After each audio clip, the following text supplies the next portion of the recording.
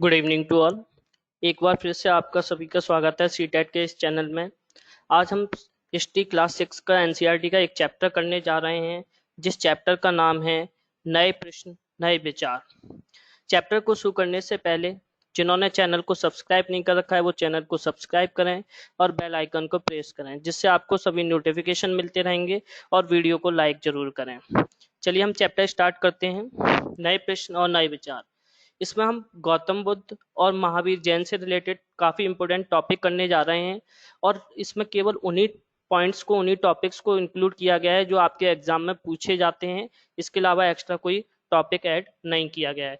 तो वीडियो को पूरा जरूर देखें, आपके लिए बहुत काम का वीडियो है और यहाँ से 100% क्वेश्चन पेपर में पूछे जाते हैं। गौतम बुद्ध की जब हम बात करते हैं तो गौतम बुद्ध ने ही बौद्ध धर्म की स्थापना की थी, जिसको गौतम बुद्ध की अगर हम बात करें तो गौतम बुद्ध का जन्म जो था वो 563 ईसा पूर्व में हुआ था। यानी 563 ईसा पूर्व का मतलब, ये मैंने आपको हिस्ट्री की पहली वीडियो डाली थी, उसमें ईसा पूर्व को लेकर और ईस्वी को लेकर डिफरेंस क्लियर कर रखा है। तो आप उस वीडियो पर जाकर देख सकते हैं कि ईसा पूर्व और ईस्वी में क्या अंतर होता है। उसमें काफी चीजें एडी बीसी वगैरह ये सारी चीजें क्लियरली समझा रखी हैं, आप उस वीडियो को देखें। इनके बचपन का नाम सिद्धार्थ था, यानी गौतम बुद्ध के जो बचपन का नाम था वो सिद्धार्थ था। ये एग्जाम में पूछा जाता है और बेसिक क्वेश्चन है, ये सबको पता ही हुआ है।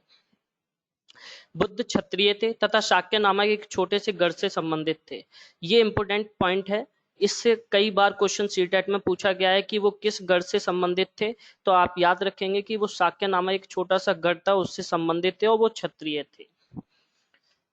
उन्होंने बोध गया बिहार में एक पीपल के नीचे कई दिनों तक तपस्या की, जहां उन्हें ज्ञान प्राप्त हुआ। इसके बाद भी बुद्ध के रूप में जाने गए। यानी उनको जो ज्ञान की प्राप्ति हुई थी वो बोध गया बिहार में पीपल के पेड़ के नीचे प्राप्त हुई थी, और उसी के बाद उनका नाम गौतम बुद्ध पड़ गया और वो बुद्ध के नाम से पूरे विश्व में जाने गए। उन्होंने अपना पहला उपदेश सारनाथ में दिया था। यानी उनका जो गौतम बुद्ध ज्ञान प्राप्त करने के बाद जब उन्होंने अपना पहला उपदेश दिया था तो वो सारनाथ था, जहां पे उन्होंने पहला उपदेश दिया था। वहीं पर सारनाथ स्तूप बना हुआ है। कुशीनारा में उनकी मृत्यु हुई थी, यानी उनके जीवन का जो अंत हुआ था वो कुशीनारा में हुआ था। ये भी क्वेश्चन कई बार पूछा जाता है एग्जाम में कि उनकी मृत्यु कहाँ पर हुई थी, तो इसको भी आप याद रखेंगे। बुद्ध ने अपनी शिक्षा सामान्य लोगों को प्राकृतिक भाषा में दी थी। यानी बुद्ध की जो शिक्षाएं हैं जो उस समय सामान्य लोगों की प्राकृतिक भाषा होती थी, उसी भाषा में उन्होंने बुद्ध अपनी शिक्षाओं को दिया, जिससे कि सामान्य लोगों को आसानी से वो चीजें समझ में आ सकें। ये यहाँ पे सारनाथ स्तूप का चित्र दिखाया गया है, जहां पर सारनाथ पे उन्होंने अपना पहला उपदेश दिया था। वहां पे स्तूप की रचना की गई है, यही है वो सारनाथ स्तूप जो उस पर बनाया गया था। नेक्स्ट है उपनिषद।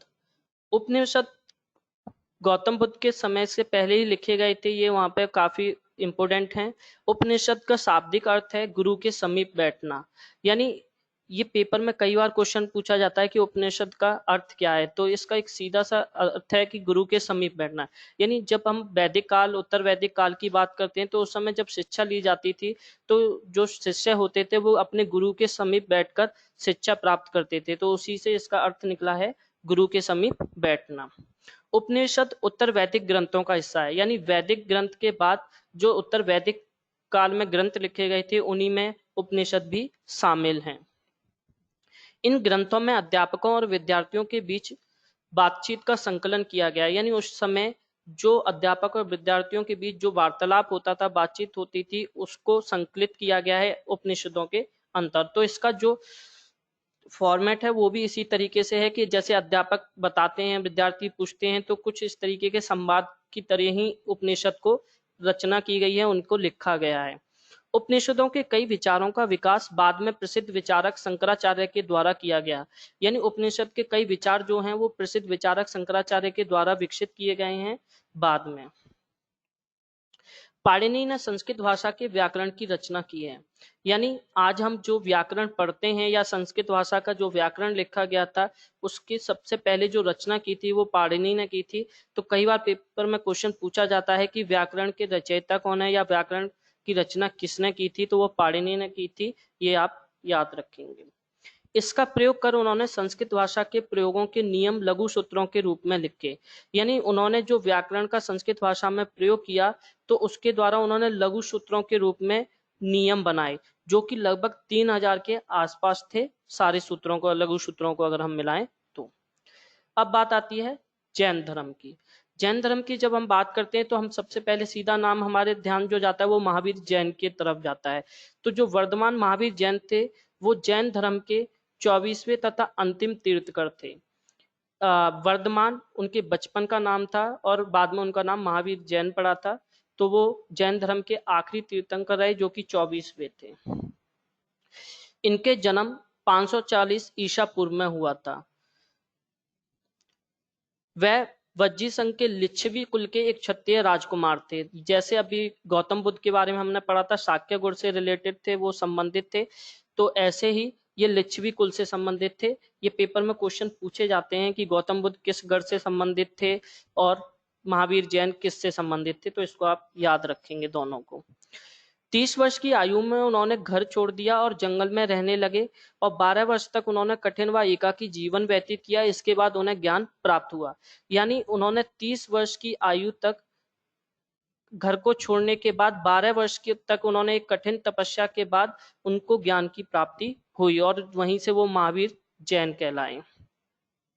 महावीर ने अपनी शिक्षा प्राकृत में दी।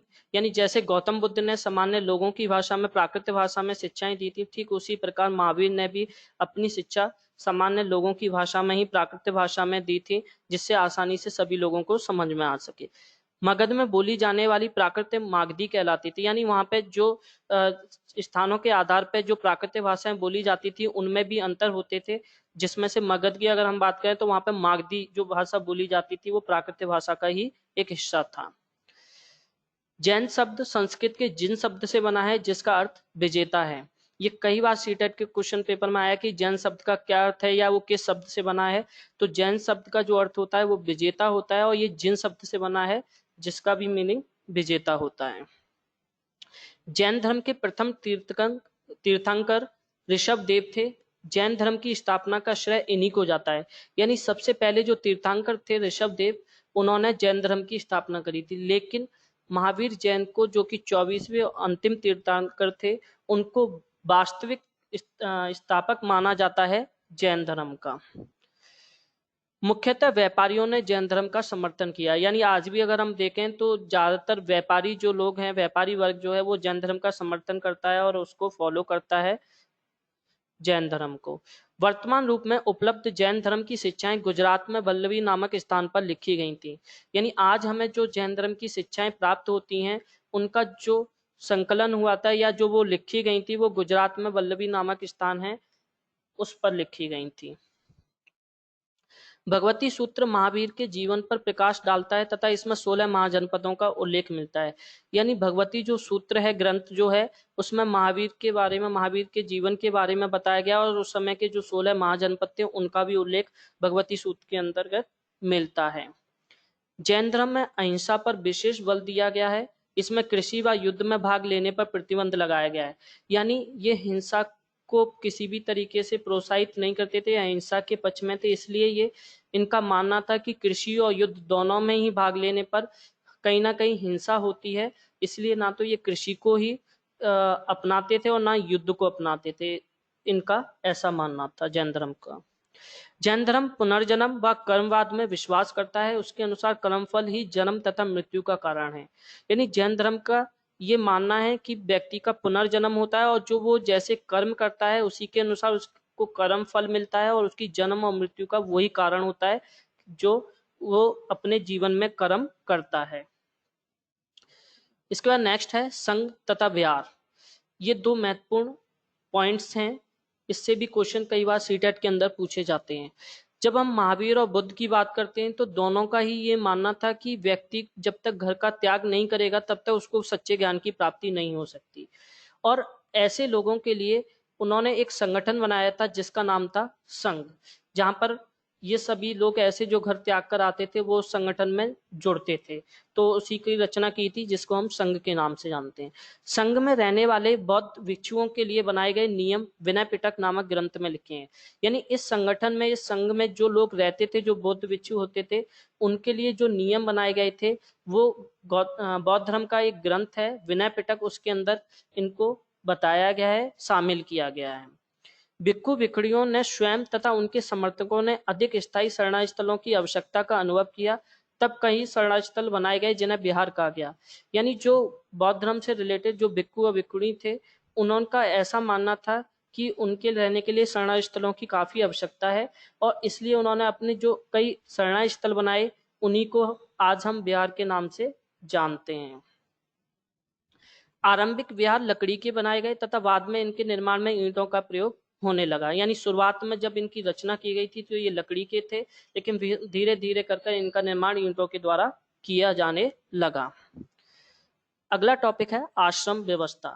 आश्रम व्यवस्था का मतलब होता है जीवन जीने का एक चरण।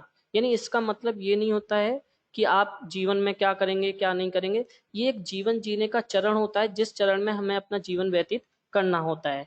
तो जब हम आश्रम व्यवस्था की बात करते हैं तो इसको 4 आश्रम व्यवस्थाओं में बांटा जाता है: ब्रह्मचर्य, गृहस्थ, वानप्रस्थ तथा संन्यास।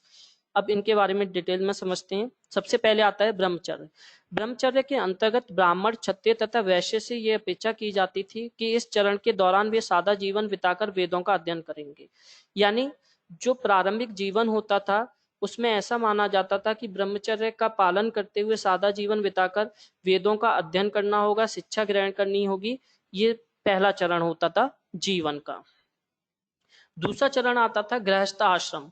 इसके अंतर्गत विवाह करके एक गृहस्थ के रूप में जीवन व्यतीत करना होता था। यानी विवाह करके वो अपनी गृहस्थी को चला सकते थे और गृहस्थ जीवन व्यतीत कर सकते थे। तीसरा जो चरण था वो था वानप्रस्थ। इसके अंतर्गत उन्हें जंगल में रहकर साधना करनी थी।